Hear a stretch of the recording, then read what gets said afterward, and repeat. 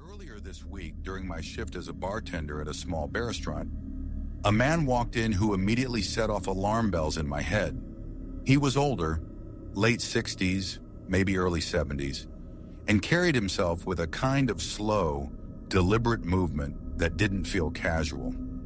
I tried to brush off my gut feeling, but it stayed with me. He ordered a beer and struck up conversation almost immediately. At first, it was the usual small talk, where he was from, how the weather had been, and stories about growing up around here. He mentioned he'd moved to the state capital decades ago, but returned to this area for a week every summer. After about 10 minutes of chatting, he pulled out a stack of envelopes and began spreading photographs on the bar. Something about the way he handled them made me uneasy.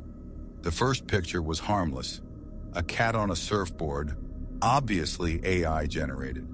But the rest, all AI images of women, some of them clearly modeled after celebrities, dressed in revealing outfits.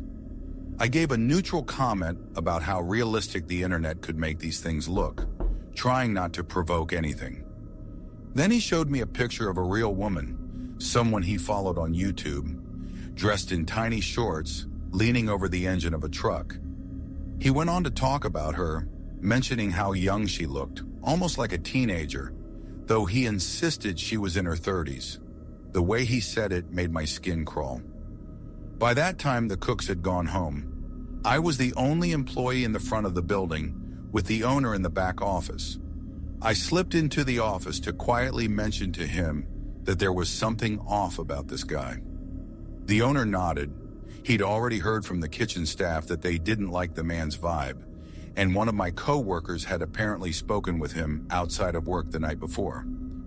He told me to keep an eye on things and let him know if it escalated.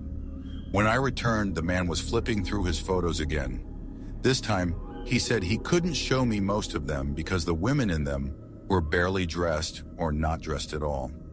I focused on cleaning glasses, keeping my distance. He drifted back to talking about his family, but eventually his words took a turn. He began explaining why he moved to the state capital in the first place. Not for work, but because, as he put it, the court told me to leave town. My stomach tightened. Then he launched into a story about something that happened with a girl when he was much younger. Too young, he insisted, and how it led to him being sent away. The details were vague, disturbing, and enough for me to want the conversation over immediately. With only a couple minutes left before closing, I told him we'd be locking up soon. He gathered his things slowly, almost reluctantly. I stepped around the bar to clean the front tables and be closer to the door. As he shuffled out, he finally looked me directly in the eye, the first time all night, and said, "Maybe I'll see you tomorrow. I'm not leaving town until the weekend." The following night, I told my co-workers what had happened. We made a few uneasy jokes about it, but I also made it clear that if he came back, I wanted to get his name so I could look him up. A co-worker who had spoken to him previously already knew it and gave it to me. That night he didn't show up. Some of the guys walked the female staff to their cars just in case he was hanging around outside. When I got home, curiosity got the better of me. I searched his name online. It took a while, but when I found a photo, I knew it was him. The article I landed on was about a murder case from the 1990s. According to it, he had been the main suspect. DNA evidence initially tied him to the crime, and he was sent to prison. Years later, another analysis supposedly cleared him, and he was released. But I also found threads on Reddit from people in the capital who claimed he was known for harassing young women, often at their workplaces. Their descriptions matched mine almost perfectly. Reading all that left me with a knot in my stomach. I couldn't stop thinking about the younger women, even teenage girls who might have run into him. I had only met him once, but the encounter has stayed with me. If I never see that man again, it'll still be too soon.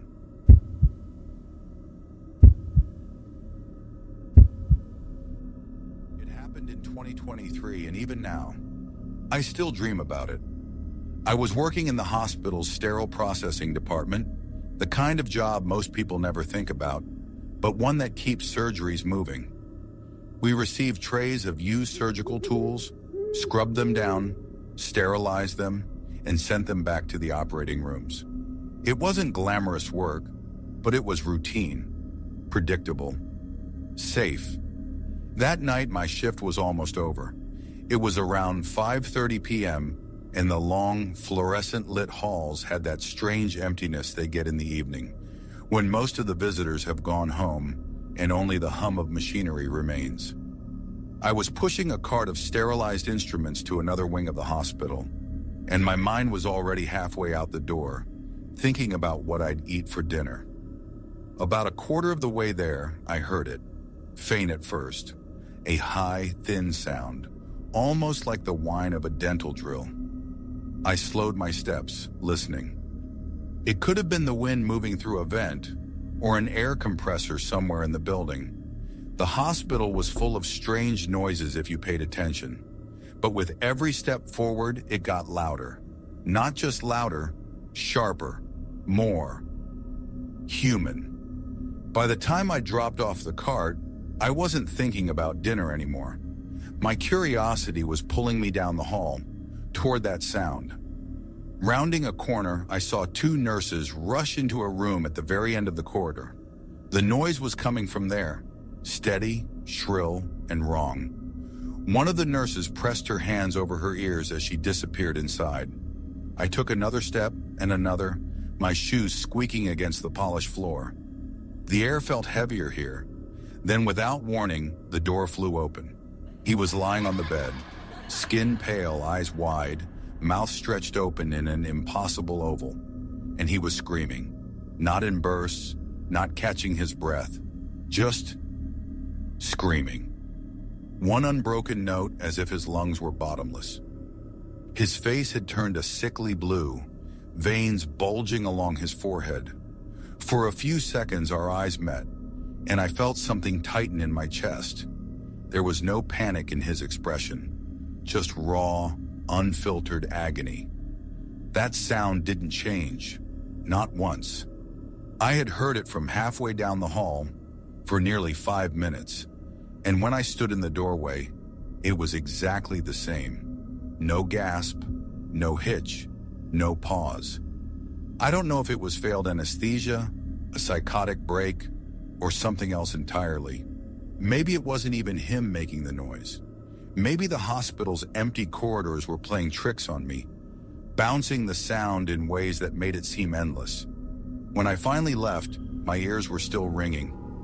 That night I lay in bed for hours staring at the ceiling, certain I could still hear him, faintly somewhere deep in the building. Months later, I had the dream again. I was in the same hallway, walking toward the noise. But this time, when the door opened, the bed was empty. The screaming kept going, though, echoing down the corridor. And in the doorway, blocking my way inside, was the same man, standing this time, mouth still wide, eyes locked on mine. When I woke up, my bedroom was silent, or at least, I thought it was, until I realized the faint ringing in my ears wasn't going away.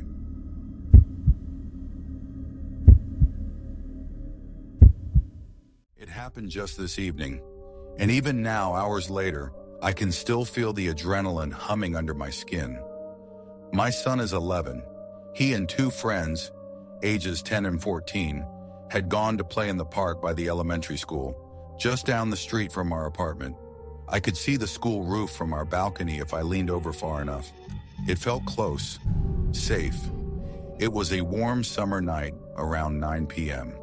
The air was still glowing with that late evening light, the kind that makes you think nothing bad could possibly happen. The kids had been gone less than an hour when my phone rang. I answered casually, expecting to hear a request for more playtime. Instead, I heard my son's voice, sharp, breathless, and terrified. "Dad, someone's chasing us. He's jumping over fences. He's trying to grab us." There's no way to explain what that does to you as a parent. One moment you're relaxed on the couch, the next every muscle in your body is in motion.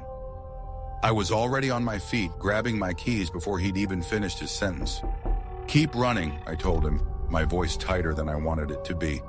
"Stay on the phone with me. Don't stop for anything." As I rushed down the stairs, I could hear the chaos through the phone, the pounding of sneakers on pavement, ragged breathing, the hollow echo of footsteps somewhere behind them. Someone was yelling, but I couldn't make out the words. I pulled my SUV out of the lot and sped around the block. It took less than a minute, but it felt like I was driving through molasses. Every second stretched, and then I saw them. The kids were sprinting across the school's open field, glancing over their shoulders. Behind them, closing the gap, was a man, mid-30s maybe, wearing a dark hoodie, his movements quick but off balance. He vaulted over a low chain-link fence like it was nothing, his eyes locked on them. I didn't hesitate. I cut the wheel, drove right onto the grass, and stopped hard in his path. Not close enough to hit him, but close enough to make him stumble. I was out of the car in seconds, standing between him and the kids. He smelled of alcohol, sharp, sour. His expression wasn't blank. It was calculating. "What the hell do you think you're doing?" I demanded, my voice carrying across the empty field. He stared at me for a beat too long before muttering something incoherent. Then, without warning, he turned and jogged away, disappearing between two houses at the far edge of the block. The kids reached me a moment later. My son's hands were shaking. His younger friend wouldn't look up. The oldest kept glancing over his shoulder, like he expected the man to come back. I loaded them into the car and drove home, my eyes sweeping every shadow we passed. We didn't see him again, but the image stuck with me. The way he moved, the way he looked at them, like he wasn't just chasing for fun. Tomorrow I'll file a police report. Tonight I keep replaying one thought. If I had been even 30 seconds later, I'm not sure I'd be telling this story the same way.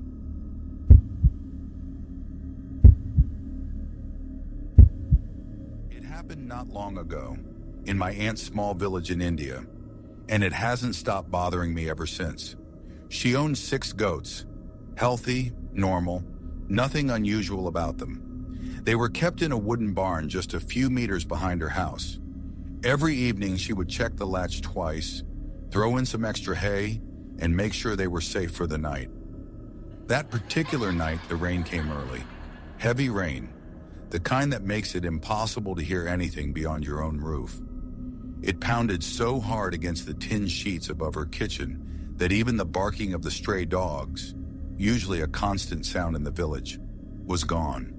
The air smelled of wet earth, and distant thunder rolled across the darkened hills. My aunt remembers waking up briefly sometime after midnight. She thought she saw a dim light flicker outside her window. Maybe lightning, maybe just her imagination. There was also something else, a faint rhythmic tapping, like wood shifting against wood. She told herself it was the wind pushing the barn door and pulled the blanket over her head. At dawn, the rain had stopped. The air was fresh, still heavy with the scent of wet soil. She walked to the barn with a bucket of feed, humming to herself. But when she opened the door, the bucket slipped from her hands and spilled across the floor. All 6 goats lay on their sides, motionless. At first, she thought they might have suffocated somehow. But then she saw it. Each goat had a small, perfectly round puncture wound. No tearing, no blood on the floor. Just that one strange, precise hole. And their bodies. She said they felt wrong. Lighter than they should have been, almost as if something had drained them from the inside. When she touched one of them, its skin was unnaturally cold for such a warm morning. The strangest part, there was no mess, no struggle. The barn door was still latched from the outside. And one small kid goat was alive, trembling, pressed into the corner behind a stack of firewood. Not a scratch on it. By now, my aunt's hands were shaking. She ran back to the house to tell the rest of the family. When her brother came to look, his face changed instantly. He told her they needed to get rid of the bodies immediately, before other villagers came by asking questions. Within an hour, the goats were buried. No one called a vet. No one tried to figure out exactly what had happened. She told me later that night that she couldn't stop thinking about it. If it had been an animal, why would it leave the meat untouched? If it had been a person, why drain the blood? And how could anyone, man or beast, kill 6 animals so quickly, so quietly in the middle of a storm? Sometimes she still wonders if she should have kept that one surviving kid inside the house that night. Because if something was out there in the rain, moving unseen, it might still be out there now.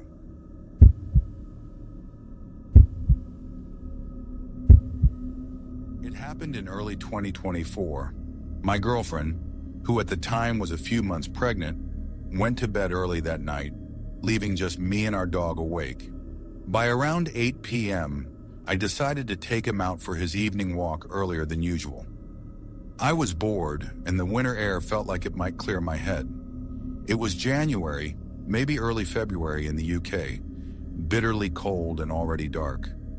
The streets near our apartment glowed faintly with the orange haze of sodium streetlights, but the path I had in mind had no lights at all, just a mile-long trail that wound over a hill, skirting a small patch of woodland. Usually walking there at night didn't bother me. I could see the distant city center lights to my left, enough to make out the trail in front of me. The rest was swallowed in shadow. My dog trotted happily ahead, nose down, tail wagging. We were about 3/4 of the way around when he suddenly stopped, just froze. He's never like that. Normally, he's the kind of dog who wants to say hello to absolutely everything that moves. I followed his gaze and saw it. A man standing about 30 feet ahead, motionless. His back was to the city lights, so his face was in shadow. He was looking into the trees, head tilted slightly upward. His jaw was moving like he was talking, or maybe shouting. But there was no sound. None. The only noise was the faint rush of the wind across the hill. It took my eyes a moment to adjust, and that's when I saw what was behind him. Something was there. Something massive. At least 6 feet across, maybe 4 feet tall. Its shape was wrong. A dark, flattened half-dome that seemed to pulse slowly, like it was breathing. The surface caught no light at all, as if it absorbed it. And it moved, not much, just a slow side-to-side sway, almost hypnotic. There are no bears in the UK, no large predators that could explain something like that. My brain raced to find an answer. A tent? A boulder? But this thing shifted in a way that made my stomach tighten. The man didn't move, didn't turn, didn't even flinch as I stood there staring. He kept his gaze fixed forward, his jaw working soundlessly, like he was locked in some private conversation with whatever that thing was. I stood frozen for maybe 40 seconds before my dog did something he's never done before. He pulled hard in the opposite direction, away from the man in that shape, and he was shaking. I didn't argue. I let him lead me, walking quickly at first, then nearly jogging until we were back in the glow of the streetlights. I didn't look back. The next morning I went back to the spot. I told myself I just wanted to see it in daylight, to prove it was nothing. But when I reached the bend in the trail, there was nothing there, not even footprints. The grass looked untouched. And yet, even in daylight, I could still see it in my mind. That strange, swaying mass, and the silent man who stood with it like they had been there forever.